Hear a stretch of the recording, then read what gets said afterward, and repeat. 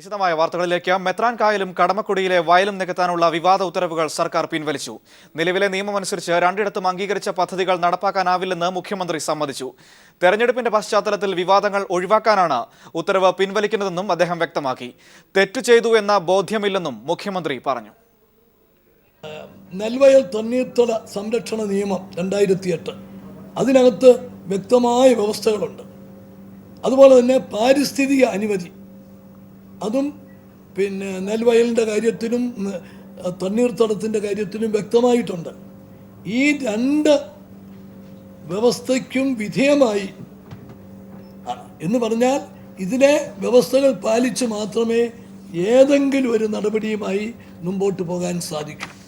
എങ്കിലും ഇങ്ങനൊരു വിവാദമൊക്കെ വന്നു, പ്രത്യേകിച്ച് ഒരു തെരഞ്ഞെടുപ്പിലേക്ക് പോകുന്ന സമയത്ത് അതിനെ സംബന്ധിച്ചിടത്തോളം ഒരു വിവാദമാക്കാൻ ആഗ്രഹിക്കുന്നില്ല.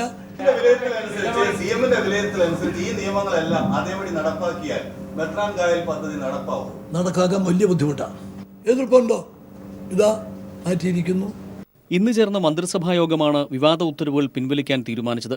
മെത്രാൻ കായലിൽ 378 ഏക്കറും കടമക്കുടിയിൽ 47 ഏക്കറും നികത്തി ടൂറിസം പദ്ധതിക്കും മൾട്ടി സ്പെഷ്യാലിറ്റി ആശുപത്രിക്കുമാണ് സർക്കാർ അംഗീകാരം നൽകിയിരുന്നത്. നെൽവയൽ തണ്ണീർത്തട സംരക്ഷണ നിയമം 2008 അനുസരിച്ച് പദ്ധതികൾ നടപ്പാക്കാൻ കഴിയില്ലെന്ന് മുഖ്യമന്ത്രി തന്നെ പറയുന്നു. ഇക്കാര്യം കണക്കിലെടുക്കാതെ നിലം നികത്താൻ മന്ത്രിസഭ എന്തിന് അംഗീകാരം നൽകിയത് എന്ന ചോദ്യം അവശേഷിക്കുകയാണ്. റക്കിൻഡോ ഡെവലപ്പേഴ്സ് ലിമിറ്റഡിന് നിലം നികത്താൻ അനുമതി നൽകിയത് വൻ വിവാദമാവുകയും തൽസ്ഥിതി തുടരാൻ ഹൈക്കോടതി ഉത്തരവിടുകയും ചെയ്തത് സർക്കാരിന് വൻ തിരിച്ചടിയാവുകയും ചെയ്തിരുന്നു. News bureau, Thiruvananthapuram. മുഖ്യമന്ത്രിയും മന്ത്രിമാരും കൊള്ളസംഘമായി മാറിയതായി പിണറായി വിജയൻ. പോകുന്ന പോക്കിന് എല്ലാ വഴിയിലൂടെയും കിട്ടാവുന്നതെല്ലാം നേടുകയാണ് സർക്കാരിന്റെ ലക്ഷ്യമെന്നും പിണറായി പറഞ്ഞു. ഉമ്മൻചാണ്ടി സർക്കാർ പോകുന്ന പോക്കിൽ സംസ്ഥാനത്ത് കായലും ഭൂമിയും കാടുമൊക്കെ ഇഷ്ടക്കാർക്കും മതസാമുദായിക സംഘടനകൾക്കും തീരെഴുതി നൽകുകയാണെന്ന് VS അച്യുതാനന്ദൻ ആരോപിച്ചു. ഉത്തരവ് പിൻവലിച്ചത് ഉചിതമായ തീരുമാനമെന്ന് VM സുധീരനും.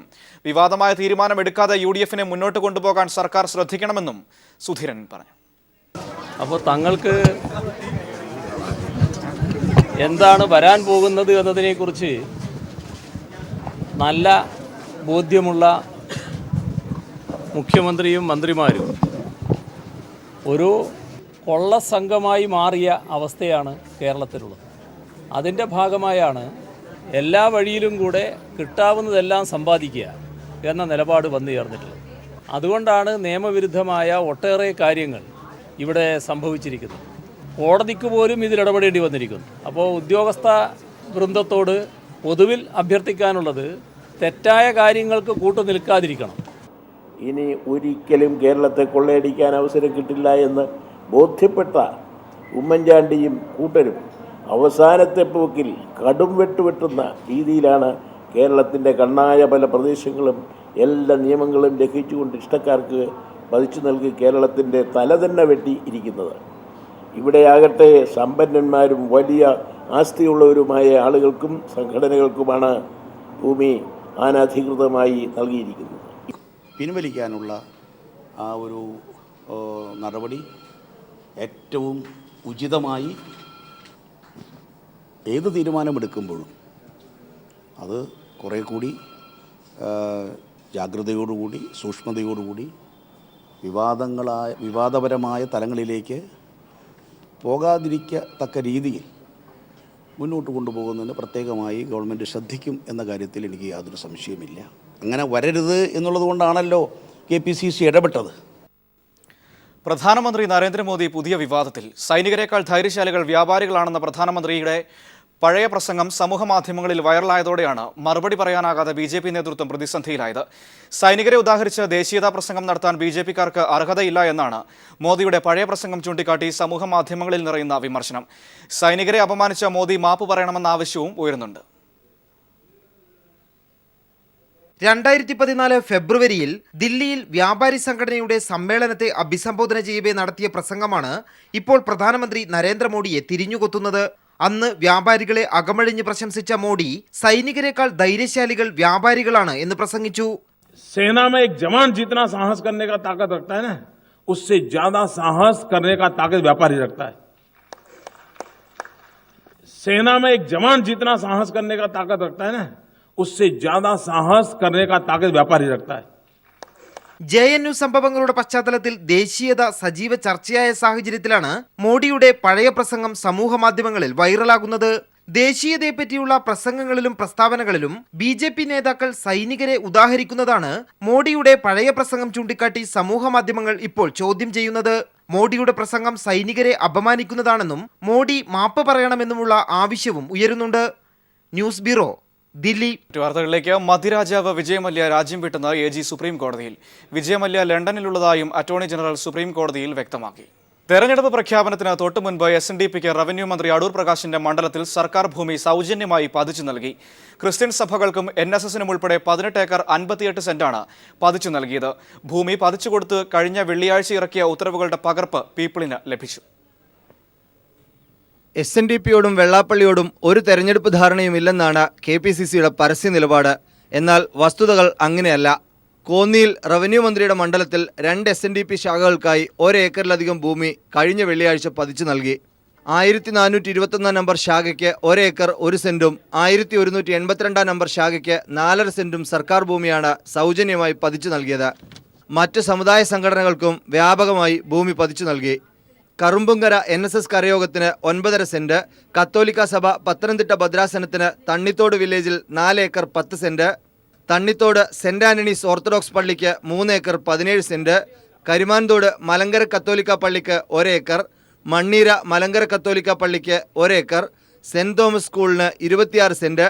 ഇങ്ങനെ നീളുന്നു സമുദായ സംഘടനകൾക്ക് പതിച്ചു നൽകിയ ഭൂമിയുടെ പട്ടിക. ഭൂപതിവ് ചട്ടങ്ങളിലെ 24-ാം ചട്ടം നൽകുന്ന പ്രത്യേക അധികാരം ഉപയോഗിച്ചാണ് ഭൂമി നൽകിയതെന്നാണ് വിശദീകരണം. തെരഞ്ഞെടുപ്പ് പ്രഖ്യാപനത്തിന് തൊട്ടുമുൻപ് കഴിഞ്ഞ വെള്ളിയാഴ്ച റവന്യൂ വകുപ്പിനു വേണ്ടി അഡീഷണൽ ചീഫ് സെക്രട്ടറി വിശ്വാസ് മേത്തയാണ് ഉത്തരവിറക്കിയത്. MR Sajesh, news bureau, Thiruvananthapuram. Vaikom പുഞ്ചപ്പാടം പതിച്ചു നൽകിയത് മുഖ്യമന്ത്രിയുടെ മുൻ ഉപദേഷ്ടാവിന്. വൈക്കത്ത് 150 ഏക്കർ പുഞ്ചപ്പാടമാണ് ഇങ്ങനെ കൈമാറിയത്. പുഞ്ചപ്പാടത്ത് CPI പ്രവർത്തകർ കൊടിനാട്ടി.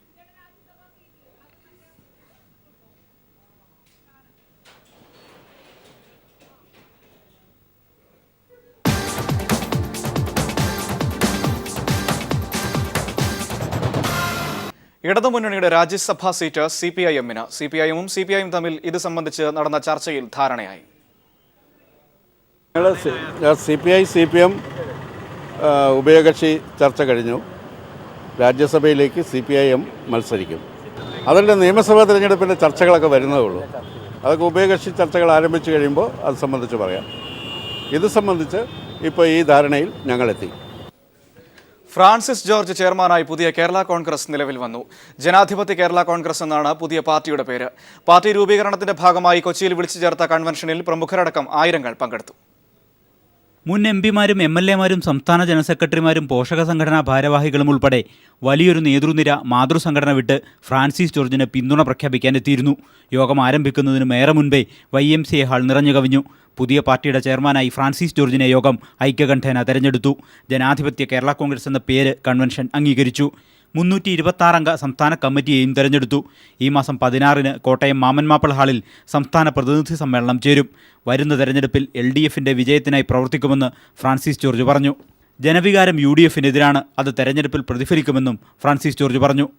ജനവികാരം ഇന്ന് UDFനെതിരാണ്. അതുകൊണ്ട് തന്നെ ഈ തെരഞ്ഞെടുപ്പിൽ UDF വിജയിക്കാൻ പോകുന്നില്ല. ഇവിടെ ഉണ്ടായിട്ടുള്ള സംഭവവികാസങ്ങൾ ജനങ്ങൾ നിത്യവും കണ്ടുകൊണ്ടിരിക്കുകയാണ്. ഇത്രയേറെ അഴിമതി ആരോപണങ്ങൾ ഉണ്ടായ ഒരു കാലഘട്ടം ഉണ്ടായിട്ടില്ല. അപ്പം അതെല്ലാം സാധാരണക്കാരായിട്ടുള്ള ജനങ്ങളിൽ വലിയ പ്രതിഷേധവും അവമതിപ്പും ഈ ഗവൺമെന്റിനെ സംബന്ധിച്ചുണ്ടായിട്ടുണ്ട്. അത് തെരഞ്ഞെടുപ്പിൽ പ്രതിഫലിക്കുമെന്നുള്ള കാര്യത്തിൽ സംശയമില്ല. Doctor KC Joseph, Antony Raju, PC Joseph, Mathew Stephen, Vakkachan Mattathil തുടങ്ങി മാണി ഗ്രൂപ്പിന്റെ ഭാഗമായിരുന്ന ഒട്ടേറെ പ്രമുഖർ പുതിയ പാർട്ടിയുടെ നേതൃനിരയിലുണ്ട്. ഈ മാസം 11 മുതൽ 14 വരെ 14 ജില്ലകളിലും ജില്ലാ കൺവെൻഷനുകൾ വിളിച്ചു ചേർത്ത് ജില്ലാ ഘടകങ്ങൾ രൂപീകരിക്കും. സാലി മുഹമ്മദ്, കൊച്ചി. കൊല്ലം ഇരവിപുരം മണ്ഡലം വിട്ടുകൊടുക്കില്ലെന്ന നിലപാടിൽ ഉറച്ച് യൂത്ത് ലീഗ്. തെക്കൻ കേരളത്തിൽ ലീഗിനെ ഇല്ലാതാക്കാൻ ശ്രമിക്കുന്ന കോൺഗ്രസിന് ഒത്താശ ചെയ്യുന്ന ലീഗിന്റെ സംസ്ഥാന നേതൃത്വത്തിനെതിരെയും പ്രതിഷേധം. യൂനുസ് കുഞ്ഞിനെ ഇരവിപുരത്ത് സ്ഥാനാർത്ഥിയാക്കണമെന്നും യൂത്ത് ലീഗ് ആവശ്യപ്പെട്ടു. ഇരവിപുരം മണ്ഡലത്തിൽ ലീഗ് മരുന്നിനു പോലുമില്ലെന്ന AISSന്റെ പ്രസ്താവനയാണ് RSPക്കെതിരായ നിലപാടെടുക്കാൻ ലീഗും യൂത്ത് ലീഗും പ്രവർത്തകരും നിർബന്ധിതരാകാൻ കാരണം. മാത്രമല്ല ജില്ലയിൽ രണ്ടാം സ്ഥാനത്തുള്ള ഘടകകക്ഷി കൂടിയായ ലീഗിനെ തകർത്ത് RSPക്ക് ഓശാന പാടുന്ന കോൺഗ്രസ് നേതൃത്വത്തിന്റെ നിലപാടുമാണ് ലീഗിനെ രണ്ടും കൽപ്പിച്ചിറങ്ങാൻ പ്രേരിപ്പിക്കുന്നത്. 3 പതിറ്റാണ്ടായി ലീഗിന്റെ കയ്യിലിരിക്കുന്ന സീറ്റ് വിട്ടുകൊടുക്കേണ്ടെന്ന് യൂത്ത് ലീഗും തീരുമാനിച്ചു. തെക്കൻ കേരളത്തിൽ മുസ്ലിം ലീഗ് മാത്രം ഇല്ലെന്ന് വരുത്തി തീർക്കാനാണോ വടക്കുള്ള മുസ്ലിം ലീഗിന്റെ തീരുമാനമെന്ന് ഞങ്ങൾക്കറിയണം. അല്ലെങ്കിൽ ഞങ്ങൾ മുസ്ലിം ലീഗിൽ ഒരു നിമിഷം പ്രവർത്തിക്കത്തില്ല.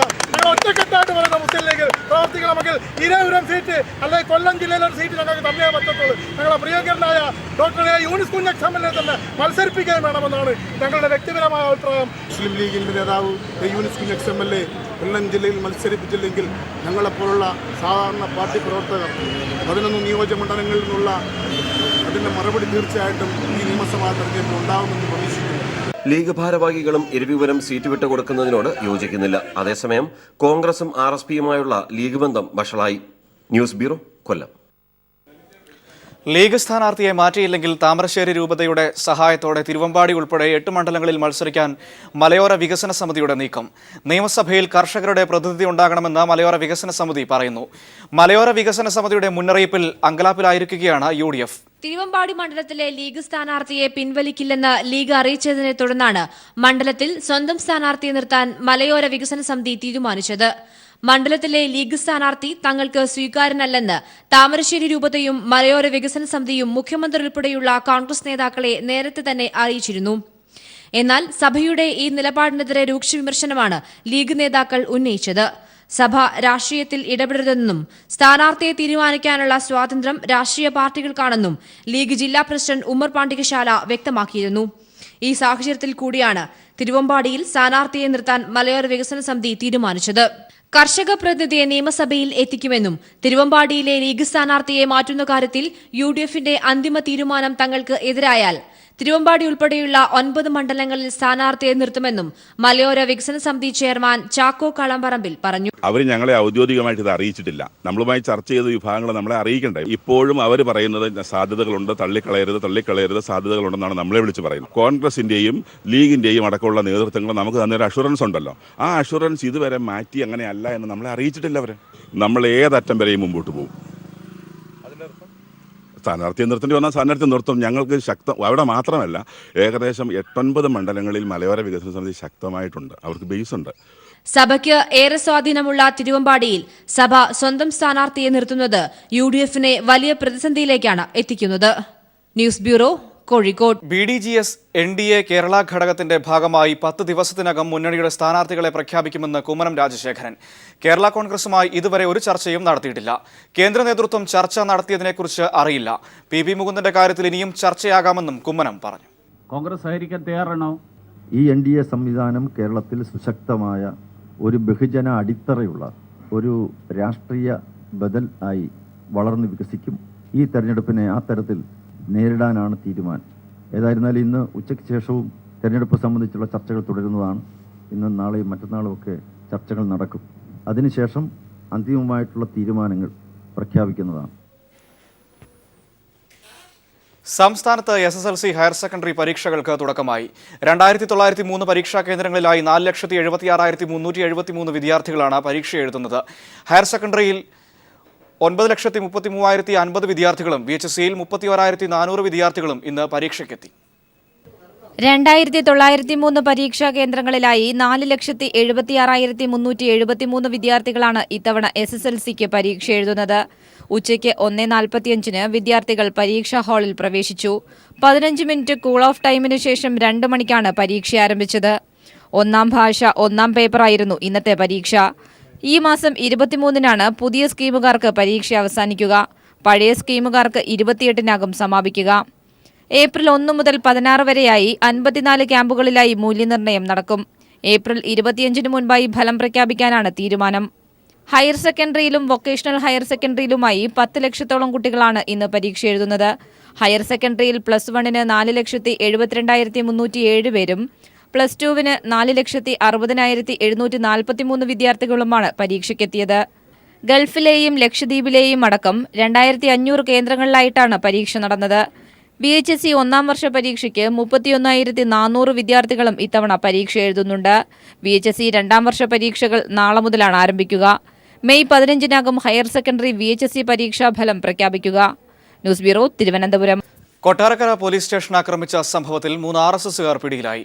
കോട്ടാതല സ്വദേശി ഹരിദാസൻ, എഴുകോൺ സ്വദേശി ശ്രീനിവാസൻ, വല്ലം സ്വദേശി വിഷ്ണു എന്നിവരാണ് പിടിയിലായത്.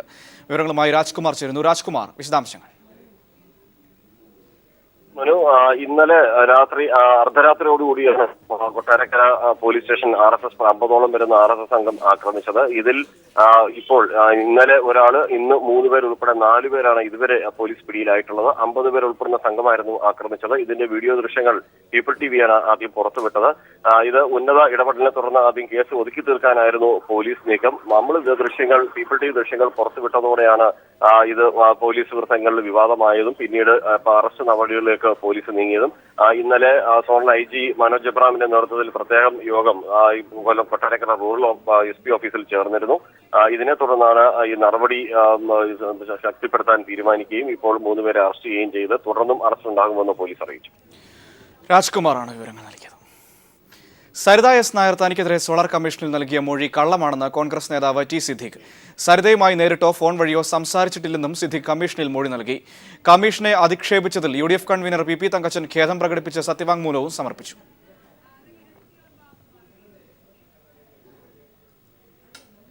വിജിലൻസ് കോടതി വിധിക്കെതിരെയുള്ള തന്റെ ഹർജി ഡിവിഷൻ ബെഞ്ച് പരിഗണിക്കണമെന്ന മന്ത്രി K. ബാബുവിന്റെ ആവശ്യം ഹൈക്കോടതി തള്ളി. ഹർജി സിംഗിൾ ബെഞ്ച് തന്നെ പരിഗണിക്കണമെന്ന് ഡിവിഷൻ ബെഞ്ച് വ്യക്തമാക്കി. Chief justice Ashok Bhushan, justice AN Shafeeq എന്നിവരടങ്ങുന്ന ഡിവിഷൻ ബെഞ്ചിന്റേതാണ് വിധി. ഹർജിയിൽ ജസ്റ്റിസ് K. ഉബൈദ് നാളെ വിധി പറയാനിരിക്കെയാണ് കേസ് ഡിവിഷൻ ബെഞ്ച് പരിഗണിക്കണമെന്ന ആവശ്യവുമായി ബാബു കോടതിയെ സമീപിച്ചത്. ബാർക്കോഴയിൽ CBI അന്വേഷണം ആവശ്യപ്പെട്ടുള്ള VS സുനിൽകുമാറിന്റെ ഹർജിയിൽ സത്യവാങ്മൂലം ഫയൽ ചെയ്യാൻ മന്ത്രി ബാബുവിനോട് ഡിവിഷൻ ബെഞ്ച് നിർദ്ദേശിച്ചു.